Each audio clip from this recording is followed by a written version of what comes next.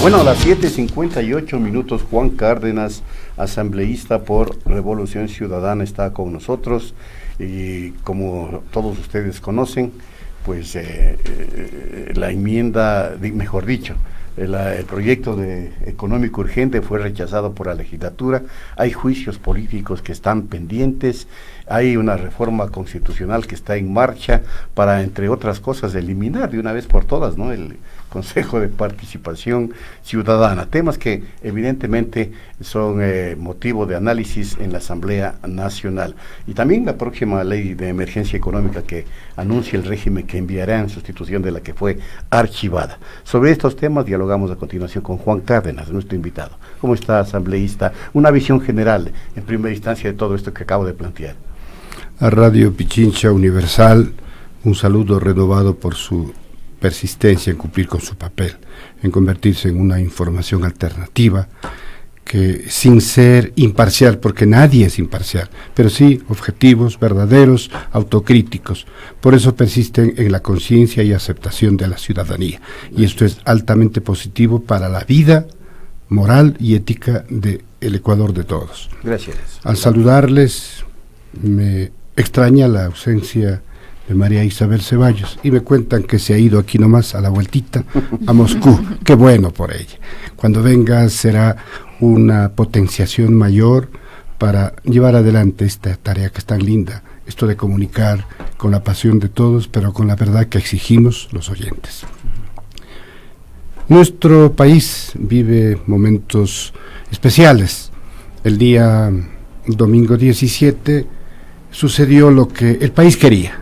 El país anhelaba que no juguemos a ser vasallos de un perverso sistema que, repito una vez más, el Fondo Monetario Internacional no ha creado bienestar para nadie en el mundo. Y que quede bien claro, lo hemos dicho y lo repetimos. Si alguien me demuestra que el Fondo Monetario Internacional, con su recetario neoliberal, procuró en el mundo, en cualquier continente, en algún país, por marginal que se encuentre, si ha creado condiciones de bienestar para esos pueblos, yo me callo para siempre. Pero no es así. El Fondo Monetario Internacional, repito, cumple la lógica del chulquero. Cuando usted necesita $5,000, querido oyente, hombre o mujer, va donde el chulquero, y el chulquero le dice: ¿y con qué me vas a pagar?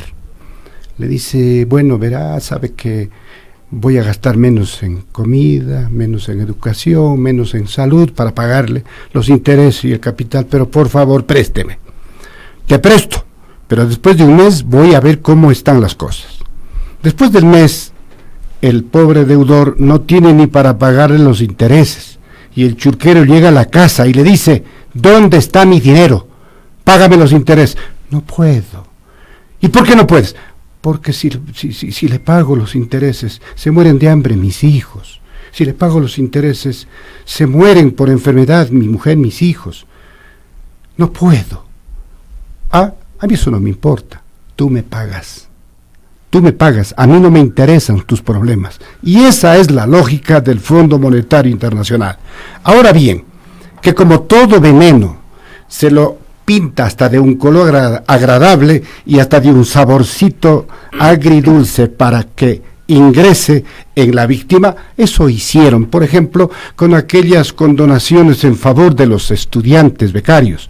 Sobre ese tema hemos tomado las precauciones. Es muy posible que en poco tiempo se dé una solución dentro de la misma asamblea. En eso hay consenso con todos los sectores políticos, que esta vez hicimos una unidad para salvarle al país de un experimento desastroso que iba a desaparecer, a destruir totalmente lo poco que va quedando de lo que ya van destruyendo. Así que, un día importante, que es tan importante porque creó una reacción inmediata, como aquel niño malcriado al que le quitan la pelota, pues muy bien, ahora me compro una pelota más grande.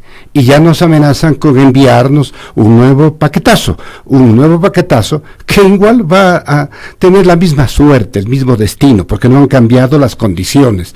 Porque cuando se habla de autonomía del Banco Central, se está diciendo: que por encima de los gobiernos de turno, de derecha, del centro o de izquierda, está una estructura en el país que responde a los lineamientos del Fondo Monetario Internacional.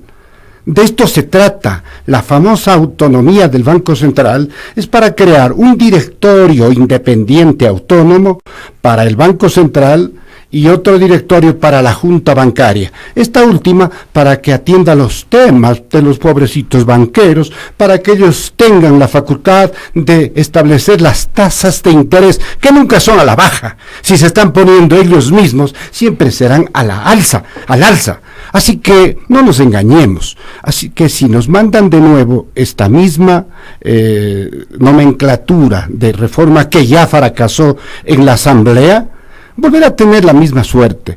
Por manera que más bien nos interesan otros temas, como esto del presupuesto general del Estado, la proforma, que ya está en debate y que muestra claramente una disminución de las asignaciones para el área social, para la educación, para la salud, para la vivienda, para la seguridad ciudadana. Esto es grave porque volvemos al escenario de hace 12, 13 años en que la prioridad era segmentar el presupuesto no para pagar, para servir la deuda externa. Volvimos a ser esas víctimas del dogal de una deuda que no es para solucionar problemas, sino para someter a los pueblos. Asambleísta Cárdenas, buenos días, le saluda Lisania Espinel. ¿Qué puede hacer ahora el gobierno si no tiene recursos? De alguna manera va a tener que financiar esa proforma presupuestaria y de alguna manera debe cumplir con los compromisos que el gobierno voluntariamente ha adquirido con el Fondo Monetario Internacional. En ese sentido, la actuación de la Asamblea, de acuerdo a las voces del propio gobierno encabezadas por el ministro de Economía, no ha contribuido. Por el contrario, ha generado incluso que el riesgo país se eleve a niveles sin precedentes. Es una expresión muy aventurada la del señor ministro de Finanzas, que en otras circunstancias debería haber presentado la renuncia, y más bien va a la Asamblea hasta cierto punto a quejarse y a acusar de que la Asamblea no hizo lo que los niñitos de la derecha recalcitrante banquera quisieron. Él ha dicho que los políticos y los políticos que no piensan en el Ecuador deben retirarse. Imagínese usted las tórtolas a las escopetas, pero aquí una idea mucho más elaborada, mucho más importante. ¿Por qué perdonaron 4.200 millones de dólares a quienes tenían deudas consolidadas con el Estado a través de los impuestos? ¿Por qué lo hicieron? ¿Por qué trastocaron la fórmula de participación de la renta petrolera, que en la Revolución Ciudadana fue del 80% para el dueño del recurso, para el Estado ecuatoriano, y el 20% para las transnacionales? No dejaron la mesa servida, dicen. Y recordemos que de las 18 empresas transnacionales, 13 fueron, las 15 se quedaron. Significa que con el 20% se sintieron bien servidas, con buenas utilidades. ¿Qué habrá sido con el 80%? Era un despojo. Por eso es que el Ecuador saludó con entusiasmo esa reversión de la distribución de la renta petrolera. Pero vino este gobierno y volvió a lo de anterior. Ya no solamente el 80% para las transnacionales, sino el 87,5% para las transnacionales y apenas el 12,5% para el país. Entonces, ahí está el dinero, se está yendo por las cuentas de las grandes corporaciones petroleras transnacionales por ese lado. Lo mismo la minería, se les está prácticamente regalando los recursos naturales que tiene el país. Así que, si es que seguimos privilegiando el interés muy particular de los grupos poderosos de presión económica y política, entonces sí vemos claramente cuál es la opción. No nos olvidemos, y con todo respeto, que en el fracasado proyecto de ley urgente que el día domingo tuvimos a bien desechar, constaba la eliminación del ICE para el papel, pero del IVA para el papel, congraciándose ¿con quiénes? Con los amigos muy queridos de la prensa libre e independiente. Ahora, el economista Alberto Acosta Burdeo señaló que, dada la irresponsabilidad, entre comillas, de la Asamblea, pues evidentemente no se aprobó esta ley urgente, pero luego vendrá la aplicación de este tipo de medidas por la fuerza, y lo grave de todo es que esto fue retuiteado por la ministra de Gobierno, que va a ser enjuiciada, si es que lo es, en la Asamblea. ¿Qué piensa usted? Esto es bueno, gravísimo. tengo la esperanza de que lo del juicio político a la señora ministra de Gobierno va en serio, porque ya la Comisión de Fiscalización ya calificó, dio paso, ¿no? Calificó como tal. Ahora ya comienza el periodo de la presentación de pruebas de cargo y de descargo, que es el procedimiento. Pero lo dicho por estos serviles del neoliberalismo, que, como se darán cuenta, queridos amigos y amigas, este señor Acosta Burneo es joven, pero no se es joven cronológicamente, es de la mente, el cerebro, una persona llena de tantos defectos económicos, políticos y éticos, para manifestarse, que si no entra el juguetito de ellos, si no les regalan el juguetito para ellos, simplemente entrarán por la fuerza. Bueno, ¿de qué estamos hablando? ¿De qué democracia conciben ellos en su cerebro realmente atormentado por este deseo de figuración? Nunca serán nada, no tendrán seriedad, ni siquiera en la derecha. Hay gente en la derecha que merece nuestro respeto, porque son consecuentes y coherentes con su forma de pensar. Pero estos saltimbanquis, que dicen lo que les sale del estómago, y que deshonran inclusive a sus ancestros, demuestran a las claras que están furiosos porque no les salió el paquetito. Y eso es grave para ellos, no para nosotros. Para nosotros más bien fue un experimento muy importante. Miren ustedes que coincidimos con sectores muy disímiles. La derecha, los socialcristianos, qué bueno que estuvieron los de Pachacuti, algunos movimientos provinciales, e inclusive algunos rescatables de los lentejeros que también optaron por defender los intereses del país. Pues ese experimento puede significar el inicio de lo que esperamos, una gran unidad nacional, inclusive para afrontar el próximo proceso electoral, con lo cual nos estamos dando cuenta que hay un sector oficial que se está quedando absolutamente solo. Bueno, y sobre esa base, que hayan dos ministros que vengan a amenazarnos con que van a existir elecciones anticipadas, muerte cruzada, en primer lugar sería el momento más desastroso para el gobierno. Si yo tuviera que aconsejarles, no les aconsejaría, pero como no tengo por qué aconsejarles, que llamen nomás, pues no. Pero otra cosa que es muy importante, ¿de qué les acusaron a quienes se indicaron como los cabecillas de las movilizaciones de octubre? De haber planteado en contra de la Constitución y la estabilidad democrática, de haber planteado el anticipo de elecciones, la muerte cruzada, que son instituciones previstas en la Constitución, que para el discurso del descrédito de los correístas les cayó bien para ellos. ¿Y ahora qué me dicen lo que acaban de manifestar los ministros? ¿Ellos también son golpistas? ¿A ellos también hay que seguir los juicios, señora ministra fiscal? Y allá me les a declarar para que digan por qué manifestaron aquella barbaridad en contra de la Constitución. No. La muerte cruzada, el anticipo de elecciones son mecanismos absolutamente constitucionales, y para el gobierno este sería el peor momento. Bueno, ¿y qué pasa con el juicio? Permítame insistir. Hay la capacidad, mejor dicho, no, hay la correlación de fuerzas. ¿Van a ver los votos? Exacto, para censurar a la ministra de Gobierno. Porque también está pendiente un juicio al ministro de Finanzas, ¿no? Esta misma pregunta me hice el día domingo 17 en la mañana. ¿Habrán los votos para archivar esta ley económica urgente? Y vea que resultó. Así que yo estoy optimista en el sentido de que en la Asamblea hay una especie de toma de conciencia. Parece ser que la proximidad inclusive del periodo electoral les está dando a los actores políticos una pauta de lo que el pueblo espera. Manejan encuestas, se dan cuenta cómo piensa la ciudadanía y sobre todo los jóvenes. Los jóvenes. Los jóvenes no nos perdonan a los mentirosos. Cuidado, los jóvenes no perdonan a los mentirosos. Y los mentirosos son aquellos que se han tomado la razón de ser de las cosas y han dicho lo que les ha antojado, ¿no?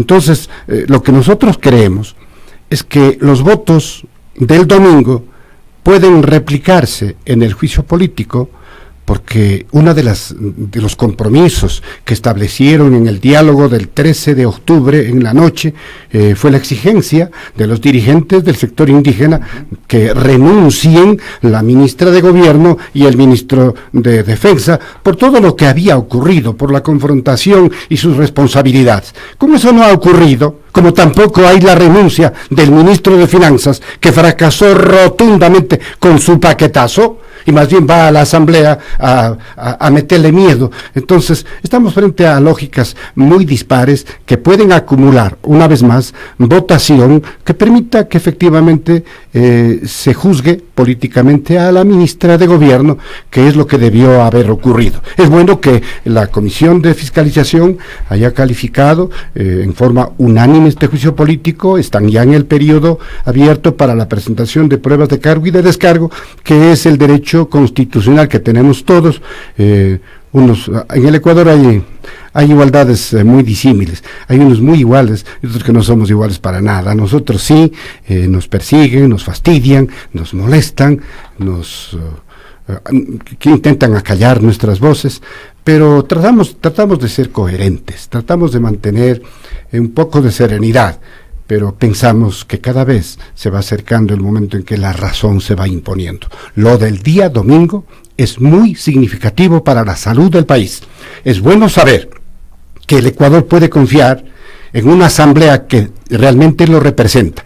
De lo contrario, estaríamos con una asamblea de espaldas al pueblo. Y vean ustedes que ocurrió el milagro, y estamos con una cierta tranquilidad, aunque venga la nueva amenaza del proyecto de ley económico urgente, que seguramente va a tener la misma suerte. Muy bien, gracias. Le queremos agradecer al asambleísta Juan Cárdenas. Pues solo hay que recordarle a nuestros amigos oyentes que para censurar a una ministra, la Constitución del Estado señala que se necesitan de 91 votos. 91. Y en la votación anterior tuvimos 70 que pidieron el archivo de esta ley y otros que se abstuvieron. Bueno, puede pasar. Va a pasar que... Optimismo suyo. No, es que lo que sucede es que me hace recordar el caso de un señor que era un gran enhacendado y que tenía el mayordomo, que era una persona del lugar, ¿no? Y el enhacendado llevó de vacaciones a su familia, entre ellos a su hija, una hija muy bonita. Y el mayordomo se enamoró de la hija del patrón y le dijo: yo quiero casar con tu hija. Dice: para que te cases con mi hija debes tener una hacienda el doble de la mía. Vamos a tener, patrón. Para que te cases con mi hija debes tener un carro más grande que el mío. Vamos a comprar, patrón. Bueno, ya se molestó: vos debes tener mucha potencia viril. Vamos a costar, patrón, pero así hemos de hacer y hemos de llegar a constituir esa mayoría si es que se dan las condiciones. Por lo demás, es bueno que los funcionarios públicos rindan cuenta de sus actos, al margen de los resultados, que respondan al país por sus actos. Eso es bueno en los juicios políticos. Muchas gracias. Juan Cárdenas, asambleísta de Revolución Ciudadana, aquí en los estudios de Pichincha Universal. Volvemos.